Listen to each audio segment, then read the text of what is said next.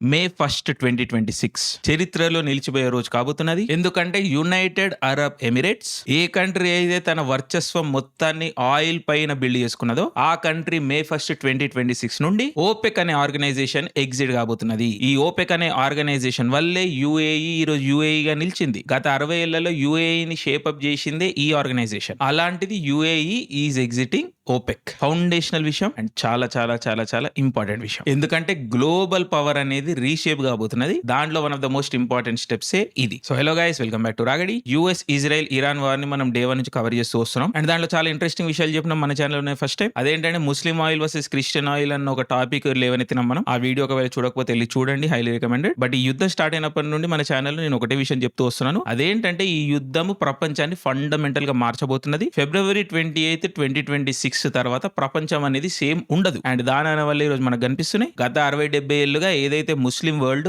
Oil field dominate చేస్తూ వచ్చిందో ఆ డామినేషన్ ఈ వార్ తో ఎండ్ అయిపోయింది. ఆయిల్ డామినేషన్ అనేది కంప్లీట్ గా క్రిస్టియన్ కంట్రీస్ లోకి వెళ్ళిపోయింది. బట్ నా అందాజా ప్రకారం ఈ యుద్ధం అయిపోయింది. ఈ పాయింట్ నుండి యుద్ధం అనేది కంటిన్యూ అయితే నేను చాలా చాలా షాక్ అవుతాను. ఎందుకంటే ఈ రోజు అమెరికాకి యుద్ధం చేయాలని ఇంట్రెస్ట్ లేదు, ఇరాన్ కి కూడా అదే విధంగా ఇంట్రెస్ట్ లేదు. సో ప్రపంచంలో ఉన్న పవర్ఫుల్ పీపుల్ ఈ రోజు యుద్ధం చేయడానికి ఇంట్రెస్టెడ్ లేరు కాబట్టి, ప్రిపేర్డ్ గా లేరు కాబట్టి ఈ యుద్ధం కంటిన్యూ కాకపోవచ్చు. సో 60-70% యుద్ధం అయిపోయిందనే నా అంచనా. బట్ ఏమన్నా అకస్మాత్ కారణాలు చేయబట్టి ఇరాన్ లో రెబల్ ఫోర్సెస్ ఎవరైనా యుద్ధాన్ని కంటిన్యూ చేసి అది చిలికి గాలివానై ఇట్లా ఏమన్నా అవుట్ ఆఫ్ కంట్రోల్ వెళ్ళిపోతే మనం చెప్పలేము. ఇంకా అందుకని ఒక 30% యుద్ధం కంటిన్యూ అయితే పర్సెంటేజ్ పెట్టుకుందాం. But for all intense and purposes ఈ యుద్ధం అయిపోయింది నా ప్రకారం. సో యుద్ధం అయిపోయినాక యుద్ధానికి సంబంధించిన వీడియో ఎందుకు చేస్తున్నారు అని మీరు అడగొచ్చు. అక్కడనే ఇంపార్టెంట్ విషయం వస్తుంది. నేను మొదటి నుంచి చెబుతున్న విధంగానే ఈ యుద్ధంతో ప్రపంచం అన్నది ఫండమెంటల్ గా రీషేప్ కాబోతున్నది.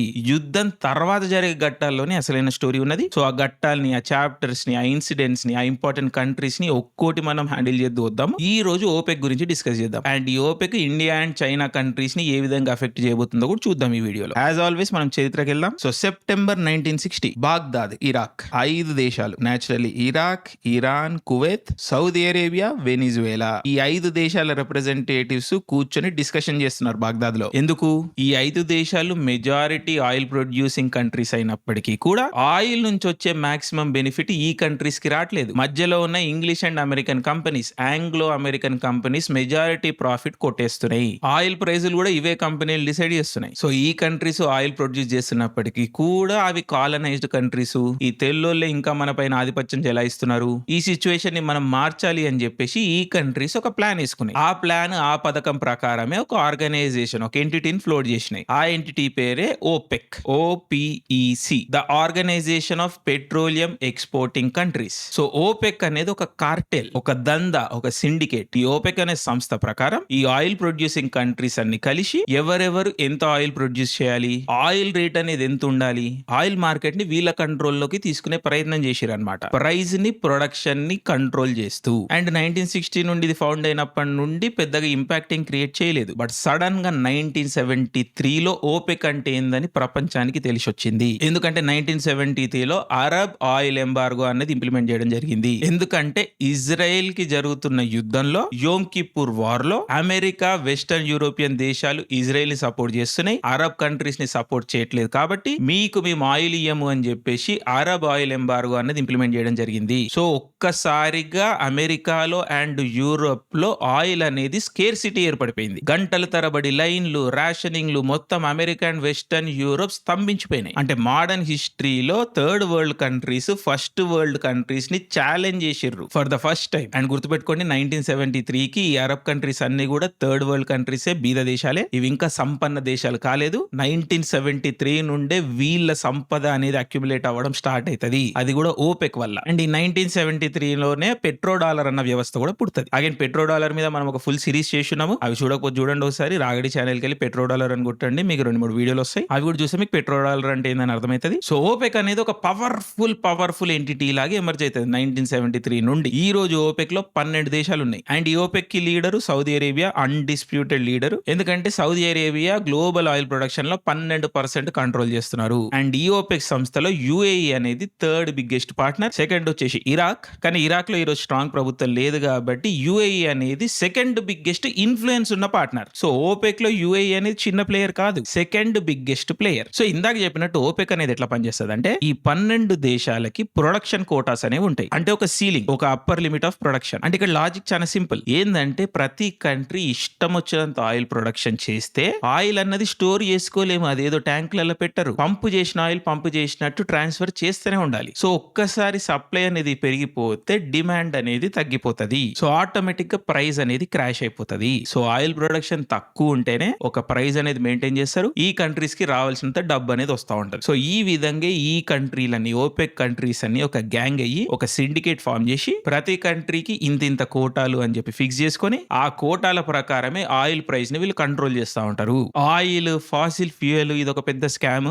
ఆయిల్ స్కేర్సిటీ అన్న కాన్సెప్ట్ కూడా చాలా కాంప్లికేటెడ్ ఐడియా. దీంట్లో చాలా అబద్ధాలు ఉంటాయి. సో ఆయిల్ పైన మనం సపరేట్ వీడియో అయితే చేసుకుందాం కానీ, బట్ ఈ స్కామ్ ద్వారా ప్రపంచాన్ని వీళ్ళు హోస్టేజ్ గా పెడుతూ ప్రపంచపు రక్తాన్ని తాగుతూ వస్తున్నాయి ఓపెక్ కంట్రీస్ అనేవి. అక్కడ నేలలో ఫ్రీగా దొరుకుతున్న ఒక చమురు, ఒక పదార్థాన్ని అమ్ముకొని వీళ్ళు లక్షల కోట్ల సంపాదిస్తున్నారు. వీళ్ళేం పుట్టిలేదు దాన్ని, అక్కడ ఉన్నది అదంతే. సో నల్ల జిడ్డుని వీళ్ళు బంగారం చేసిర్రు ప్రైస్ కంట్రోల్ ద్వారా. సో ఈ విధంగా ఎడారి దేశాలు ఈ రోజు ప్రపంచంలోనే అత్యంత సంపన్న దేశాలు అయిపోయినాయి ఆటోమేటిక్ గా 50 ఏళ్లలో. బట్ డబ్బుతో పాటుగా ఆశ అనేది కూడా వస్తుంది కదా. ఎంత వచ్చినా సరిపోదు కదా. డబ్బులకు అనుగుణంగా కరప్షన్లు అనేవి పెరుగుతాయి, పర్సనల్ వెల్త్లు అనేవి పెరుగుతుంటాయి. ఇక్కడంతా ప్రజాస్వామ్య దేశాలు కావి, రాజ్యాలు, రాజులు. సో వీళ్ళ లావిష్ ఖర్చులు, విచ్చల విడితనాలు ఇవన్నీ కూడా పెరుగుతూ వచ్చినాయి. సో ఆబ్వియస్లీ ఒక పాయింట్ తర్వాత ఎంత డబ్బులైనా సరిపోతలేవు. ఇక్కడనే చిక్ అనేది వచ్చింది. ఏందంటే నాకు తక్కువ కోటా పెడుతున్నావు అని చెప్పేసి యుఏఈ కనిపిస్తా వచ్చింది. ఆబ్వియస్లీ ఓపెక్ ని డామినేట్ చేసేది Saudi Arabia. So Saudi Arabia dominate చేస్తుంది కాబట్టి యుఏఈకి ఎక్కడనో దగ్గర చిన్నతనం, నాకు రావాల్సినంత కోటా ఇస్తలే సౌదీ అరేబియా అని చెప్పేసి.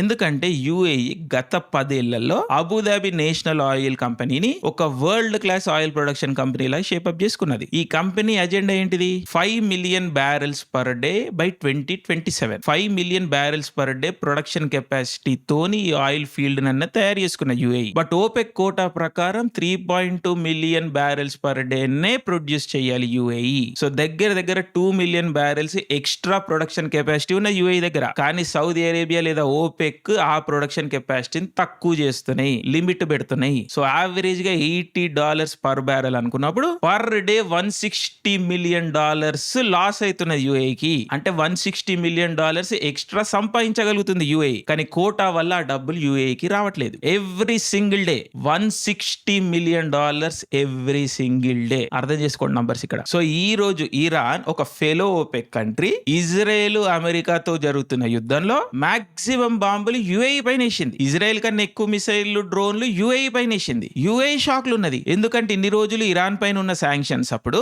ఇరాన్ డబ్బులని లాండరింగ్ చేసేది యుఏఈనే. దుబాయ్ ద్వారా ఇరాన్ డబ్బులని, క్రిప్టో కరెన్సీని లాండర్ చేసింది యుఏఈనే. సో ఇరాన్ కష్టకాలంలో ఉన్నప్పుడు యుఏఈ సపోర్ట్ చేసింది. కానీ యుద్ధం వచ్చే టైంకి యుఏఈ పైనే ఇరాన్ దాడి చేస్తున్నది. అండ్ దానికి తోడు ఎవరినైతే అమెరికాను నమ్ముకొని వీళ్ళు కూర్చున్నారు ఎన్ని రోజుల నుండి యుఏఈ, అమెరికా చేతులెత్తేసింది. అమెరికా ఫస్ట్ ఇజ్రాయెల్ ని ప్రొటెక్ట్ చేస్తుంది కానీ యుఏఈని ప్రొటెక్ట్ చేయడంలో, సౌదీ అరేబియాని ప్రొటెక్ట్ చేయడంలో అమెరికా పెద్దగా ఇంట్రెస్ట్ చూపిలేదు.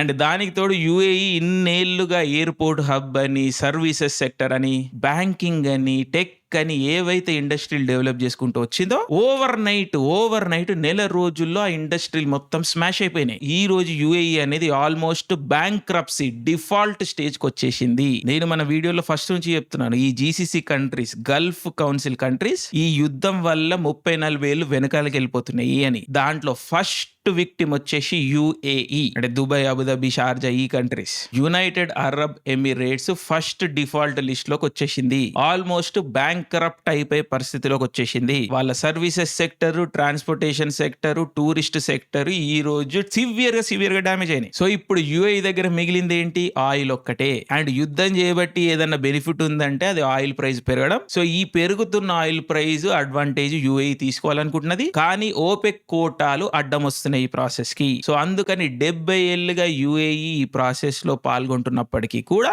ఓపెక్ ని ఎగ్జిట్ కావాలని యుఏఈ డిసైడ్ అయిపోయింది. ఎందుకంటే పరిస్థితి పరిస్థితి బాగాలేదు ఈరోజు యూఏఈలో పాపం. అందుకని యూఏఈ ఓపెక్ ని ఎగ్జిట్ కాబోతున్నది May 1, 2026 నుండి. సో ఒక్కసారి యూఏఈ ఓపెక్ నుండి ఎగ్జిట్ అయిపోయేసరికి నైజీరియా, అంగోలా లాంటి కంట్రీస్ కూడా కొంచెం వెనకాడుతున్నాయి. ఆల్రెడీ వాళ్ళు ప్రొడక్షన్ కోటాస్ ని దాటుతున్నారు. అండ్ ఈ ఓపెక్ ప్లస్ అంటే రష్యా అనే కంట్రీ కూడా ఉంది కదా దీంట్లో. ఈ రష్యా కూడా ఎప్పటి నుంచో ప్రొడక్షన్ కోటాస్ ని ఎక్సీడ్ చేస్తూ వస్తున్నది. సో బేసికలీ ఇవన్నీ ఫ్యాక్టర్స్ ని బట్టి మనం అందాజకి ఏం రావచ్చు అంటే ఓపెక్ అనే ఒక ఎంటిటీని డిజాల్వ్ కాబోతున్నది. ఇప్పుడు సౌదీ అరేబియా పట్టుకొని ఎన్ని రోజులు కూర్చుంటది? ఏ కంట్రీకి ఆ కంట్రీ ఇష్టం వచ్చిన ప్రొడక్షన్ కోటాలు పెట్టుకుంటూ పోతే. సో ఓపెక్ అనేది పేరుకున్నా గానీ ఈ రోజుకి ఏ కంట్రీ దాని ఇష్టానుసారంగా ప్రొడక్షన్ కోటాలు అనేవి పెంచుకుంటూ పోతుంది. కాబట్టి ఎందుకంటే ఆయిల్ లేకపోతే ఆ కంట్రీలు, ఆ దేశాలు నడవలేని పరిస్థితిలో ఉన్నాయి. కాబట్టి దానికి తోడు ఈ రోజు ఆయిల్ ప్రైస్ కూడా మంచిగా పలుకుతుంది. కాబట్టి ఆయిల్ ప్రైస్ ఉన్నన్ని రోజులే అమ్మేసుకోవాలి అని చెప్పేసి ఇష్టం వచ్చినట్టుగా ప్రొడక్షన్ కెపాసిటీని పెంచేస్తున్నాయి ఈ కంట్రీస్ అన్ని. సో ఓపెక్ అనేది ఈ రోజు డిఫంక్ట్ అయిపోయింది. ఇది చాలా చాలా చాలా ఇంపార్టెంట్ విషయం ప్రపంచానికి. ఎందుకంటే ఒక్కసారి ఓపెక్ డిజాల్వ్ అయిపోగానే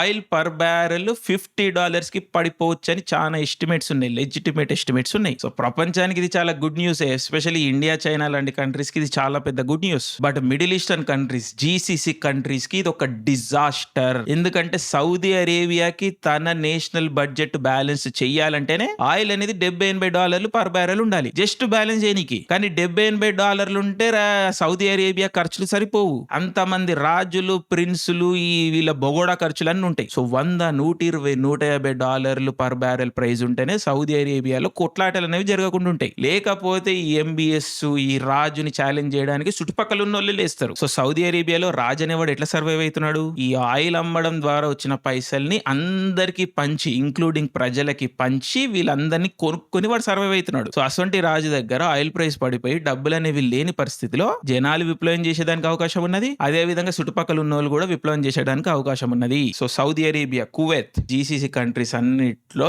సివియర్ క్రైసిస్ అనేది వచ్చేస్తుంది ఓపెక్ డిజాల్వ్ అయిపోగానే, ఆయిల్ ప్రైస్ అనేది పడిపోగానే. బట్ ఆఫ్ కోర్స్ మనలాంటి కంట్రీస్ కి చాలా చాలా మంచి విషయం. బట్ ఇక్కడ ఇంకో ట్విస్ట్ ఉన్నది. అదేంటంటే యూఏఈ అనే కంట్రీ కేవలం ఆయిల్ పైన డిపెండెంట్ లేదు. ఆఫ్ కోర్స్ ఈ ఇరాన్ యుద్ధం వల్ల వాళ్ళ ఇండస్ట్రీస్ డ్యామేజ్ అయినప్పటికీ కూడా వాళ్ళ ఎకనామిక్ డైవర్సిటీ అన్నది యూఏఈ స్ట్రెంత్ లో ప్లే చేస్తున్నది. సో ఓపెక్ డిజాల్వ్ అయిపోయిన తర్వాత ఆయిల్ ప్రైస్ ఎంతో కొంత పడినప్పటికీ కూడా ఈ మిగిలిన జీసీసీ కంట్రీస్ తో పోల్చుకున్నప్పుడు యూఏఈ కొంచెం బెటర్ గా సర్వైవ్ కాగలుగుతున్నది. సౌదీ అరేబియాలో ఈ రోజు లిటరల్లీ ఆయిల్ తప్ప ఇంకేం లేదు. కువైత్ లో ఆయిల్ తప్ప ఇంకేం లేదు. బహ్రెయిన్ లో ఆయిల్ తప్ప ఇంకేం లేదు. ఒమాన్ లో ఆయిల్ తప్ప ఇంకేం లేదు. బట్ యూఏఈలో ఎంతో కొంత టూరిజం, ఫినాన్స్, సర్వీసెస్ సెక్టర్ ఇలాంటి ఇండస్ట్రీస్ ఉన్నాయి. సో ప్రొడక్షన్ కోటాలు పెంచేసుకొని ఆయిల్ ప్రైస్ కొంచెం తగ్గినా గానీ యూఏఈ ఎంతో కొంత మేనేజ్ చేయగలుగుతాను ఒక క్యాలిక్యులేటర్ రిస్క్ తీసుకుంటుంది ఈ రోజు. సో సౌదీ అరేబియన్ విజన్ 2030 ఇవన్నీ కూడా బోగస్ మాటలని ఈ రోజు మనకి తెలిసిపోతున్నది ఓపెక్ డిజాల్వ్ అయిపోవడంతో. సో లిటరలీ సివిలైజేషనల్ స్కేల్లో ఇది ఒక ఇంపార్టెంట్ స్టెప్. నేను ఈ విషయాన్ని ఎంత స్ట్రెస్ చేసినా తక్కువనే. ఇది ఒక ఓపెక్ డిజాల్వ్ అయిపోవడం అన్నది చాలా చాలా చాలా ఫండమెంటల్ విషయం గ్లోబల్ ఆర్డర్ కి. ఎందుకంటే మళ్ళీ మనం ఒకసారి చరిత్రకి వెళ్తే 1973లో ఈ అరబ్ ఆయిల్ ఎంబార్గో అన్నది స్టార్ట్ అయిన తర్వాత అమెరికా అనేది షేక్ అయిపోతున్నది, యూరోప్ అనేది షేక్ అయిపోతున్నది. అండ్ ఆల్రెడీ 1971లో నిక్సన్ షాక్ అన్నది జరిగింది. నిక్సన్ షాక్ మీద కూడా మనం వీడియో చేసి ఉన్నాము, అది కూడా మన ఛానల్లో ఉన్నది, వెళ్ళి ఒకసారి చూడండి. బట్ 1971లో గోల్డ్ బ్యాకింగ్ తీసేసిరు డాలర్ నుంచి అప్పటి అమెరికన్ ప్రెసిడెంట్ నిక్సన్. సో 1971 కి డాలర్ అనేది జస్ట్ పేపర్. సో ఒక్కసారి ఈ అరబ్ కంట్రీస్ ఓపెక్ అనేది ఫామ్ అయిపోగానే నెక్స్ట్ బ్లాక్ గోల్డ్ అనేది ఎమర్జ్ అయిపోయింది. ఆయిల్ ప్రొడక్షన్ అనేది కంట్రోల్ చేస్తున్నాయి ఓపెక్ కంట్రీస్. కాబట్టి ఆయిల్ భూమిలో ఎంత ఉందో ఎవరికి తెలియదు, కానీ వీళ్ళు ప్రొడక్షన్ కంట్రోల్ చేయడం వల్ల ఆయిల్ అనేది లిమిటెడ్ క్వాంటిటీ అయిపోయింది. సో ఆయిల్ కి డిమాండ్ అనేది ఏర్పడిపోయింది. సో గోల్డ్ ఏ విధంగా లిమిటెడ్ క్వాంటిటీలో హై డిమాండ్ లో ఉంటుందో దానికి ఆల్టర్నేటివ్ గా ఆయిల్ అనేది ఒకటి ఎమర్జ్ అయింది. సో ఈ టైంలో అమెరికా ఒక మాస్టర్ ప్లాన్ ఇస్తుంది. అదేంటంటే మిడిల్ ఈస్టర్న్ కంట్రీస్ కి మేము మీకు సెక్యూరిటీని ఇస్తాము, ఎస్పెషల్లీ సౌదీ అరేబియా దగ్గరికి వెళ్ళి మీకు ఇజ్రాయెల్ నుంచి ప్రొటెక్షన్ ఇస్తాము, ఈజిప్ట్ నుంచి ప్రొటెక్షన్ ఇస్తాము, ఇరాన్ నుంచి ప్రొటెక్షన్ ఇస్తాము అని చెప్పి మీ కంట్రీలో మా మిలిటరీ బేస్లు పెట్టుకోనియండి. అండ్ రిటర్న్ లో మీరు ఆయిల్ అనేది డాలర్ లోనే అమ్మాలి అని చెప్పేసి ఒక అగ్రిమెంట్ చేసుకున్నారు. సో ఆ రోజు నుండి సౌదీ అరేబియా ఆయిల్ అనేది కేవలం డాలర్లలో అమ్మడం స్టార్ట్ చేసింది. ప్రపంచంలోని ప్రతి కంట్రీకి ఆయిల్ కావాలి. సో ప్రతి కంట్రీ ఆయిల్ కావాలి అంటే ఫస్ట్ డాలర్లను కొనుక్కొని డాలర్లను అక్యుములేట్ చేసుకొని ఆ డాలర్లతోని ఆయిల్ అనేది కొనుక్కోవాలి. సో అల్టిమేట్లీ ప్రతి కంట్రీకి డాలర్ అవసరం ఏర్పరచుకొని అమెరికా తన డాలర్ ని వరల్డ్స్ రిజర్వ్ కరెన్సీ చేసుకున్నది. అదే విధంగా ఫర్ ఎవర్ డాలర్ ని స్ట్రాంగ్ చేసుకున్నది. సో అమెరికాకి ఫ్రీ ఆయిల్ రావడమే కాకుండా ఈ ప్రాసెస్ ద్వారా అమెరికన్ డాలర్ కి ఎప్పటికీ డిమాండ్ ఉంచుకొని అమెరికన్ ఎకానమీని స్ట్రాంగ్ చేసుకున్నారు. అందుకని అమెరికా ఇష్టం వచ్చినట్టు డాలర్లు ప్రింట్ చేసుకుంటూ పోయింది. అండ్ ప్రింట్ చేయడం వల్ల ఇన్ఫ్లేషన్ కూడా పెద్దగా పెరగలేదు. ఎందుకంటే ప్రింట్ చేసిన డాలర్లకి లిక్విడిటీ అనేది ఉన్నది. లిక్విడిటీ డిమాండ్ అన్నది ఉన్నది.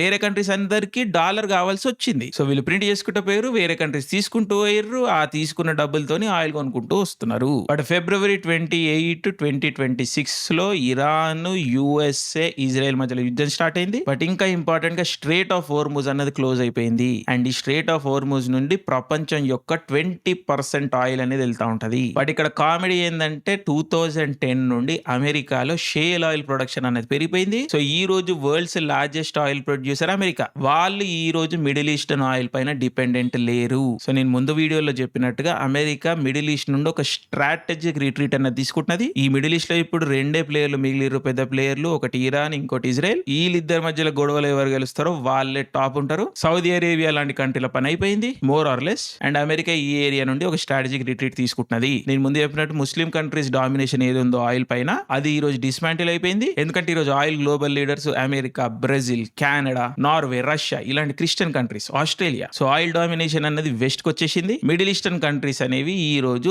సందిగ్ధంలోకి వెళ్ళిపోయినాయి. సో ఈ రోజు పెట్రో డాలర్ అన్నది చచ్చిపోలేదు కానీ చాలా చాలా కన్స్ట్రెంట్ లోకి వచ్చేసింది. అండ్ యుఏఈ ఓపెక్ లీవ్ చేయడం అనేది దీంట్లో బిగ్గెస్ట్ ఇండికేటర్. ఇక్కడనే ఇండియా చైనా ప్లే లోకి వచ్చేసాయి. ఎందుకంటే India China world's largest oil importers. And ఈ రెండు కంట్రీస్ కూడా మెజారిటీ ఆయిల్ పర్షియన్ గల్ఫ్ నుంచే తెచ్చుకుంటా ఉంటాయి. అండ్ స్ట్రేట్ ఆఫ్ హార్ముజ్ బంద్ చేయడం అనేది ఈ రెండు కంట్రీస్ ని చాలా సివియర్ గా ఎఫెక్ట్ చేస్తున్నది ఆల్రెడీ. సో ఈ రోజు మనం ఇండియా కేసు తీసుకుంటే మనకి గల్ఫ్ నుండి 60% ఆయిల్ వస్తున్నది, రష్యా నుండి 30% ఆయిల్ వస్తున్నది, మిగిలిన కంట్రీస్ కలుపుకొని 10% ఆయిల్ వస్తున్నది. సో ఆల్రెడీ 2022 నుండి యుక్రెయిన్ రష్యా యుద్ధం స్టార్ట్ అయినప్పటి నుండి వరల్డ్ మొత్తం రష్యన్ ఆయిల్ పైన శాంక్షన్స్ పెట్టినాయి. బట్ ఈ శాంక్షన్స్ అడ్వాంటేజ్ తీసుకొని ఇండియా రష్యన్ ఆయిల్ ని ఇంపోర్ట్ చేసుకుంటా వచ్చింది at a cheaper price. So ఈ క్రూడ్ ఆయిల్ ని చీపర్ ప్రైస్ లో తీసుకొని దాన్ని ప్రాసెస్ చేసి ఆ ప్రాసెస్డ్ పెట్రోలియం ని మళ్ళీ యూరోప్ కి మనం ఎక్స్పోర్ట్ చేస్తున్నాము. సో లాస్ట్ 4-5 ఇయర్స్ లో secondary market, oil secondary market లో ఇండియా గ్లోబల్ లీడర్ అయిపోయింది. సో ఒక్కసారి ఓపెక్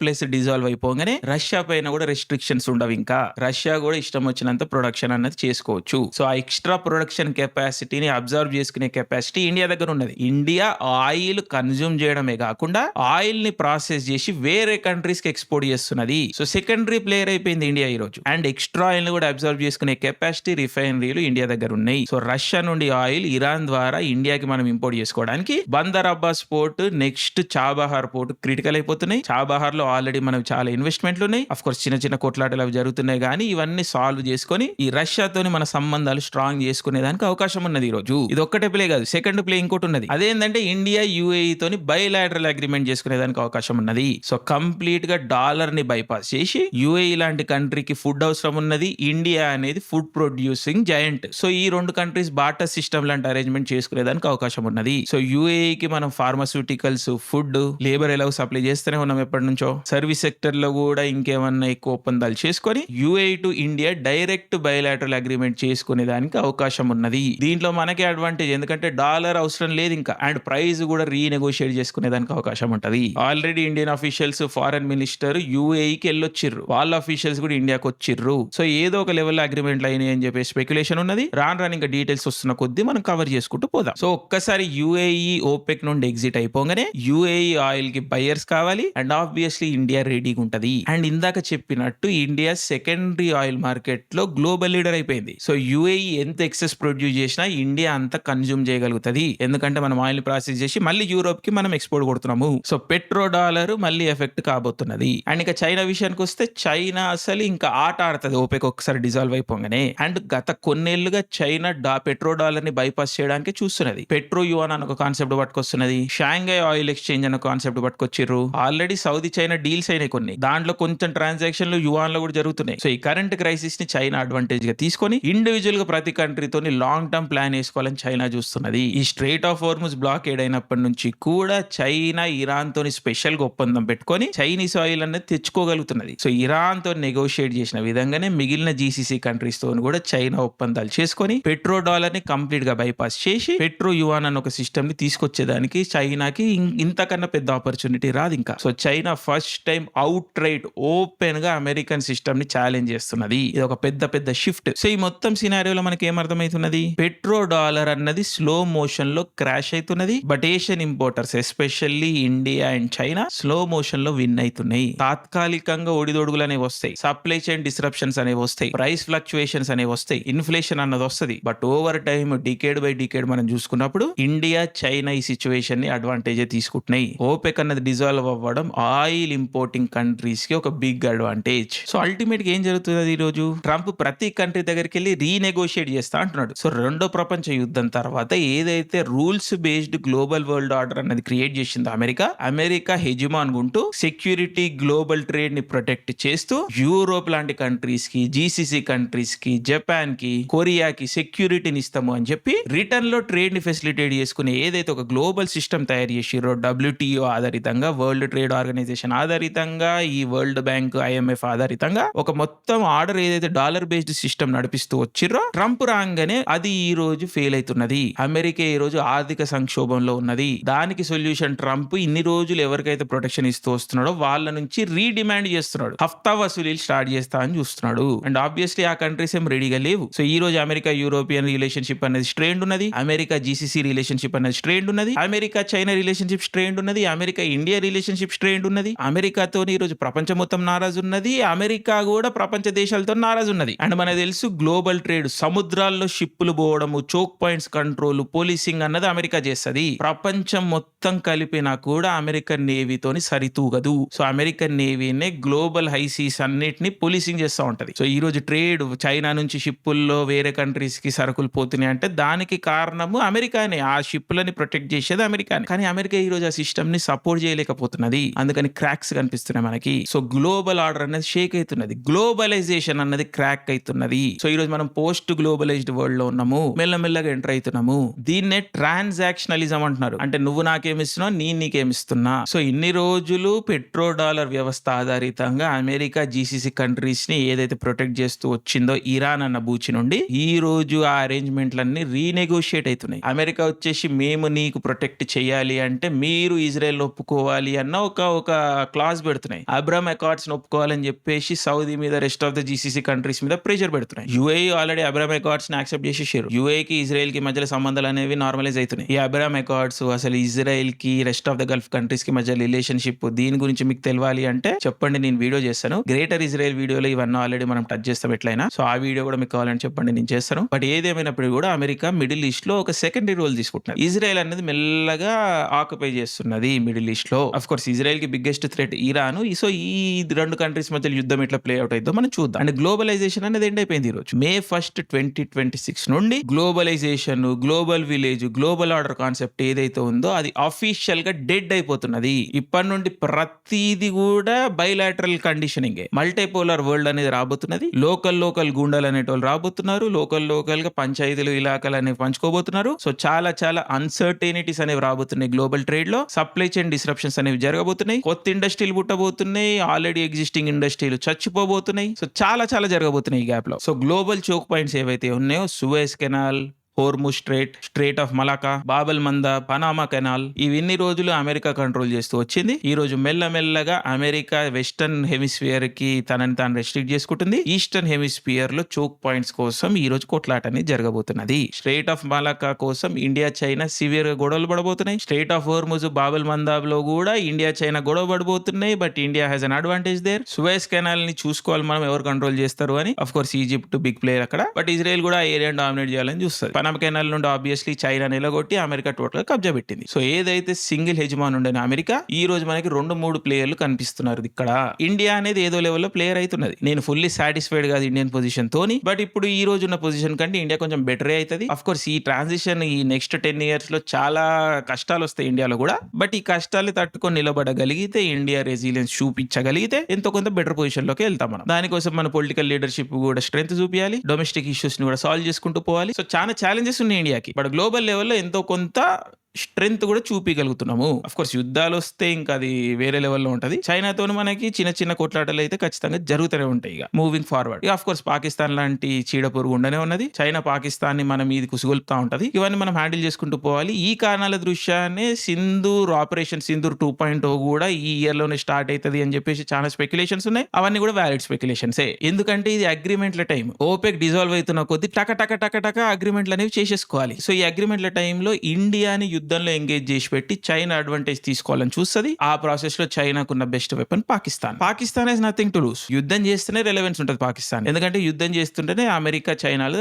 పాకిస్తాన్ వచ్చి డబ్బులు ఇస్తా ఉంటాయి. సో ఈ విధంగా ఇండియాని ఎంగేజ్ చేసి పెట్టాలి అని చెప్పేసి చూస్తూ ఉంటారు. బట్ ఇండియా ఎంతో కొంత మేనేజ్ చేయాలని నేను కోరుకుంటాను. సో ఇక్కడ మనకి బ్రాడ్లీ 3 బ్లాక్స్ కనిపిస్తున్నాయి. 3+1 బ్లాక్స్. ఒకటి యుఎస్ లెడ్ బ్లాక్, ఒకటి చైనా లెడ్ బ్లాక్, మూడోది non aligned block led by India. ఈ +1 ఏంటంటే రష్యా తనకి ఇష్టం వచ్చిందని చేసుకుంటా పోతుంది. సో ఇట్లా సింగిల్ పోలార్ వరల్డ్ అనేది మల్టీ పోలార్ వరల్డ్ లాగా ఈ రోజు మనకి కళ్ళ ముందు ఏర్పడుతూ కనిపిస్తున్నది, క్రియేట్ అవుతూ కనిపిస్తున్నది. సో కంపెనీస్, కంట్రీస్, కన్స్యూమర్స్ కూడా ఈ న్యూ రియాలిటీకి అడాప్ట్ కావాలి. Adapt or perish. సో ఈ ట్రాన్సిషన్ టైంలో నెక్స్ట్ ఫ్యూ మంత్స్ నుండి నెక్స్ట్ ఫ్యూ ఇయర్స్ చాలా చాలా క్రిటికల్. ఏ కంట్రీస్, ఏ కంపెనీస్, ఏ కన్స్యూమర్స్ అయితే అడాప్ట్ అవుతారో వాళ్ళు సర్వైవ్ అవుతారు, లేకపోతే మీరు మునిగిపోతారు. సో చాలా చాలా జరగబోతున్నాయి ఈ రానున్న నెలల్లో. బట్ ఫండమెంటల్ గా ప్రపంచం అనేది మారిపోయింది. ఆ కొత్త ప్రపంచం ఏదో ఉంటుందో మనము ట్రాక్ చేస్తూ వద్దాము. బట్ కాస్ట్ అనేది ప్రతిదానికి పెరగబోతున్నది. మీరైతే దానికి ఫిక్స్ ఉండండి. చాలా మంది జాబులు కోల్పోబోతున్నారు. ప్రతి వస్తువు ప్రైస్ అనేది పెరగబోతున్నది. కాస్ట్ ఆఫ్ లివింగ్ అనేది పెరగబోతున్నది. ఇన్ఫ్లేషన్ అనేది సివియర్ గా పెరగబోతున్నది. ప్రతి వస్తువు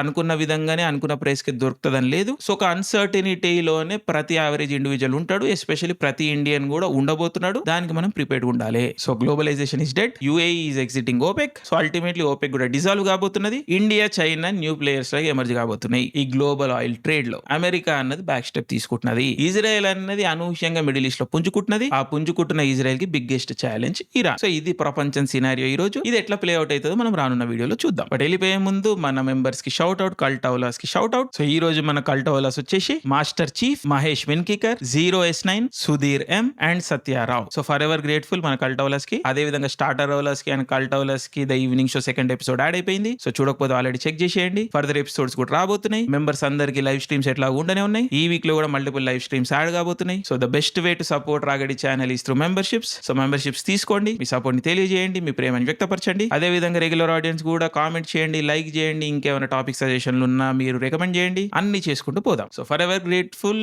థ్యాంక్ యూ మన సబ్స్క్రైబర్స్ అందరికీ థ్యాంక్ యూ. మెంబర్స్ అనే కాదు, మన సబ్స్క్రైబర్స్ అందరికీ కూడా thank you. Forever grateful videos చూస్తున్నందుకు. మా ఎఫర్ట్స్ కనుక నచ్చితే please send your love. Thank you. Love you all. జై హింద్.